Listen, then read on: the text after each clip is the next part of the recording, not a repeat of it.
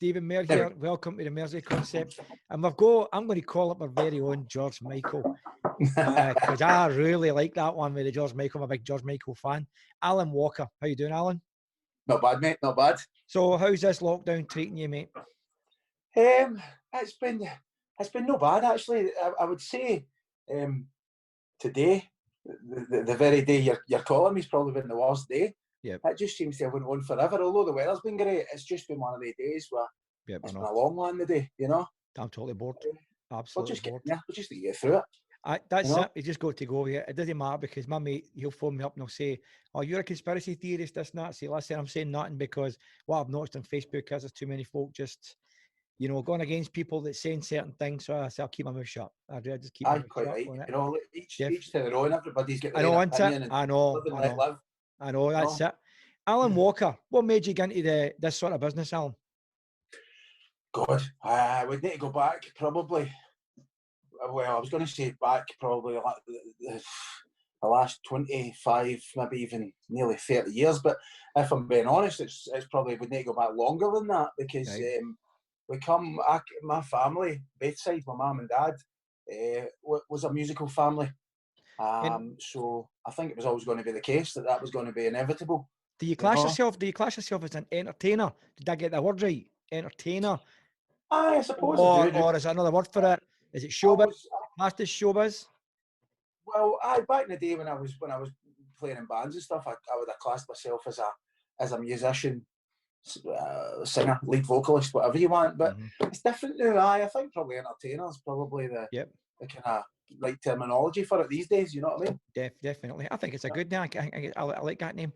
It's in a lot of categories. But what made you start doing what you're doing? I mean, as I say, I've known you a long time, Alan, right? But I've known you just recently there, and then when I saw the Facebook one, couldn't believe it. By the way, I'm not just saying it because you're on here. I couldn't believe it. I was like, that is absolutely brilliant. What an entertainer, But it's what made you start on that? What made you jump on? Right, I am these singers. What made you start with that? Well, the George Michael one was the very first one, and that I realised I could sound like him way back in 1985. How long ago was that? That's mental.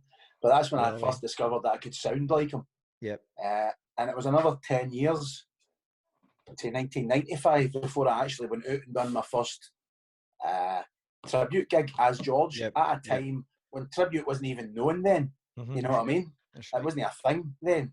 So that's kind of how long I was doing my George Michael tribute. 95, the first one I done. So that's how that came about, and it was basically what happened. How it came about was I was kind of singing with a few different bands, kind of roughly back in the 80s, just kind of finding my feet with things. And I was and still am a massive lover of heavy rock music. That was what my first love always was. But right out of the blue, left field for me, came this guy, George Michael, singing with Wham, and I just thought, wow, what a voice that guy's got. Brilliant. Total million miles away from your rock singers. Brilliant. I just thought, what a voice. This guy's voice is lovely. And his voice captured me. I wasn't a massive fan initially of the style or anything like that they had. But the voice for me was just like, wow. And then sang a couple of songs at various different things, and people say, God, you sounded like him. And then it all really kind of kicked off. The video for Last Christmas? Yep. My cousin Joyce, my older cousin Joyce, then when that video came out, so when would that have been? 84, maybe, something like that, I think. Wow. My cousin Joyce, when she saw the video, she said, God, he looks like your Alan. And that was it. You know what I mean? Yep. that was it. Oh, honest to God, see when I saw that one, and then the other pictures that I saw you there, absolutely brilliant. Absolutely. Right, tell me this then. See, when you see George Michael's moves, did you study the moves yourself? Did you get help to do the moves? No, I studied them myself. I think if you're gonna do something, I think you need to do the whole package. You know, it's all well and good that you sound like somebody, or that you can dress like them. But I think you have to, if you're going to do it, you have to go the whole 100 yards, you know. So I studied everything about him. Aye, you've definitely got the same character. You've definitely got the same characteristics as him. Because as I say, I'm a big George Michael fan, and when you watch how George Michael move about, and that just blended when I saw that. When I saw you doing it, it just blended, and I just thought, I wonder how long it took him to do that. You know, did it come easy? Did it come overnight? It kind of did. I'm probably just as bad a dancer naturally as George was. You know, so it did kind of come pretty quickly. You know, so that was the easy side of it. The toughest bit, believe it or not, the toughest bit of it, because I say, if you're going to do something, you need to do it right. Aye, I believe that. And immerse yourself in it. The toughest bit for me was getting his speaking voice. Right. That was the hard bit. It's all well and good sounding like somebody when you're singing or looking like them or dressing like them, but trying to mimic somebody's speaking voice is quite tough, you know. How did you feel when you first went out as a tribute as George Michael? How did you feel? Were you nervous about it? Oh God, absolutely. How are they going to accept me or whatever? Absolutely. Or were you confident in your own ability? I was confident in my own ability, but very nervous about how it would get down and how it would be accepted. Because as I said, at 95, that was a time before tribute had even began. So for to go out there as somebody pretending to be somebody else wasn't the done thing, you know. But it went great. It went really well. Who would you like to do a tribute on that you've never done? Oh God, who would I like to do a tribute on that I've never done? Who would I like to sound like? That's more of the thing. Who would I like to sound like? Wow, I don't know. That's a tough one. I'd need to think about that. I love country rock music. This new generation of country rock music. So I guess if I was going to say anybody, first and foremost, I would like to sound like them. Whether I could actually look like them is Chris Stapleton, the guy that sings Tennessee Whiskey. No, I don't know that one. No, I do listen to some country and western music with folk in the gym, but I can't really 100% remember names and stuff like that for there. So I probably heard it in the gym, but it's just bypassed. You will have done. It's a massive song, but he looks. But he doesn't look like your typical country singer guy. He looks like an extra from ZZ Top. You know what I mean? He's got the big long leather coat on and the black t-shirt and the black jeans, the black cowboy boots, and a beard down to his waist, and the long hair and the cowboy hat on, you know. What about like a Freddie Mercury? Is that ever sort of? I done that. Did you? Well, I didn't know that. I didn't know that. I didn't know. I love Freddie Mercury. I sang in a Queen tribute band, right? And we toured. We done a tour of the UK, and we were called One Vision. One Vision. And I don't know if you've heard of the guy Gary Mullen who's doing the Freddie Mercury thing just now. I know somebody that's their cousin. I think they're Gary Mullen. Well, Gary, you know, he's amazing. Gary used to come and see me. Aye, amazing. Well, that's brilliant. I knew Gary's guitarist is a guy called Davy Brockett, who's a pal of mine. Yep. And Davy Brockett's Gary's guitarist in the band that he uses. Now these guys are massive. Now they're touring the world. Who would you find the hardest to mimic body-wise? Freddie Mercury or George Michael? Do you know, funnily enough, there's quite a lot of similarities in the two of them. Right. Believe it or not. The only thing that's kind of really different, if you watch, Freddie's moves are very sharp, they're very punchy, very snap, whereas George is quite kind of loose and kind of flowing, but Freddie's very bang, he's like that. You know, I like that. So they're quite similar. I like that film. I like that film, Bohemian Rhapsody. I just thought that was it Rami Malek or something. He had that to a T. My God, I had that to an absolute. He must have studied that morning, noon, and night. It was the bit at the end for me when they done the whole Live Aid thing. Yep. And there's a thing doing the rounds on YouTube. I don't know if you've seen this. You need to watch it if you know. It's Rami Malek doing that scene for the movie. Is but that it's run along side by side? So it's incredible. And it's like you go to a T.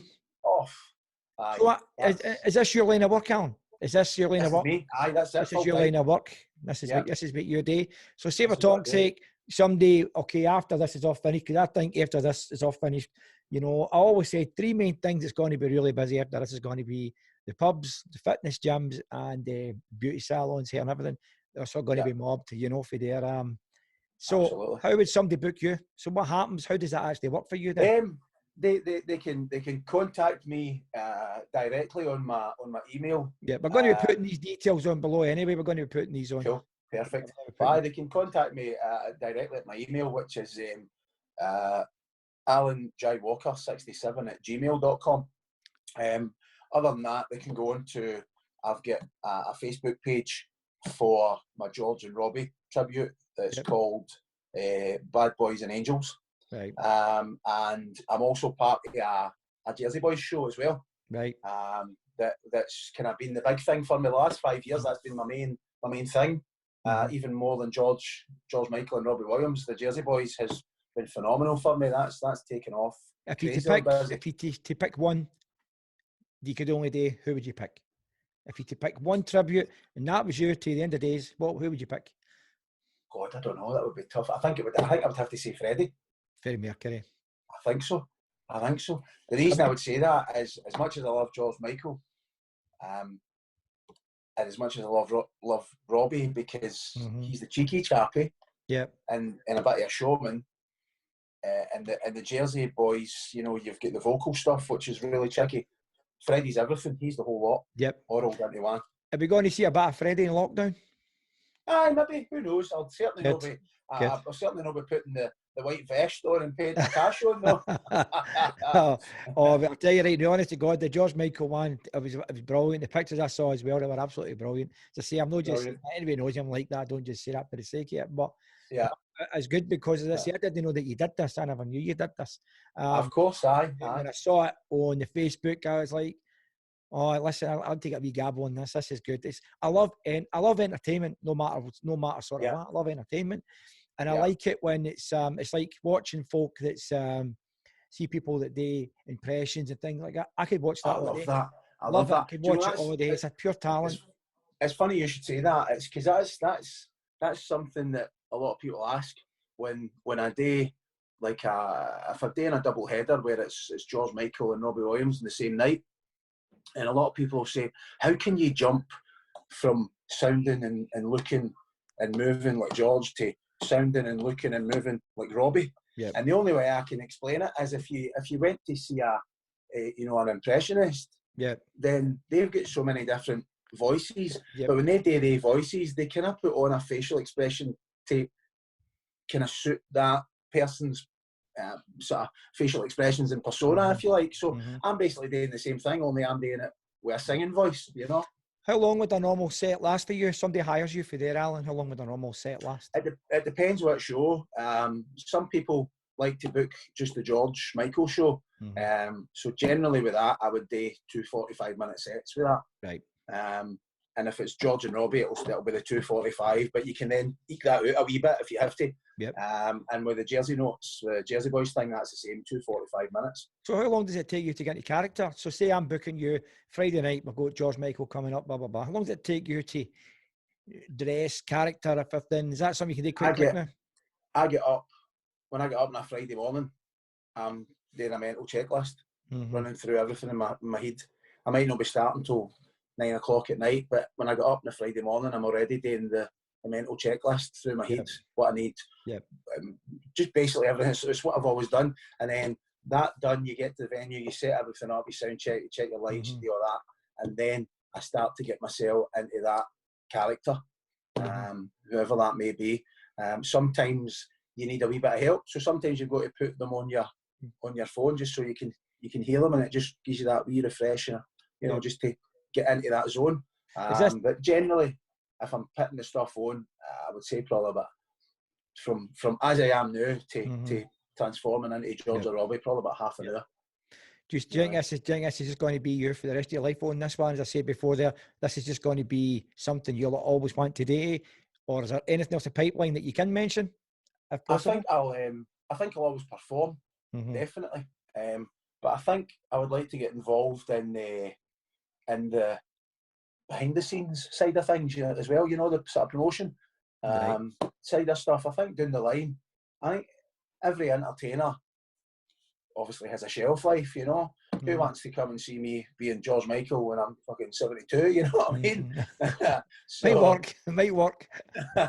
So you've got to kind of start looking at you'll definitely you'll need to do a Freddie when lockdown makes. I didn't know you'd done that. I'm a big Freddie fan. I'll put a few of Freddie's songs in. And what we'll need to do is because I'd like to do a few on you with this one here, you know, on these podcasts. What we normally do is we say we cut it down to 20, 30 minutes for every folk, but as I'd like to I actually asked everybody, asked them if he wanted to come in costume, but this one he said no. But maybe the next one he probably will come in costume. So that'd be quite good to see that for there. Well, we'll see. We'll see that before. No, but I'll tell you, you're doing a great job, because see, when I saw that, you know, it's building everybody up for there, Alan. You know, it's not just a motivational talk by any means. I stay far away from you, you know, and you're seeing that on Facebook and everything. The people are on about absolutely brilliant, and you look at the comments that people put on it. You know, people need this right now, and you've given them that. Absolutely brilliant. Well, that was it. It was, you know, I'm delighted that they're enjoying it as much as they are. From a selfish point of view, it's also about keeping me sane, because I'm missing, you know, going out and performing. And when that's what you do, you know, when all of a sudden you're told you can't do it anymore, you miss it. So it keeps me sane. You know? What does the family think of you doing your tributes?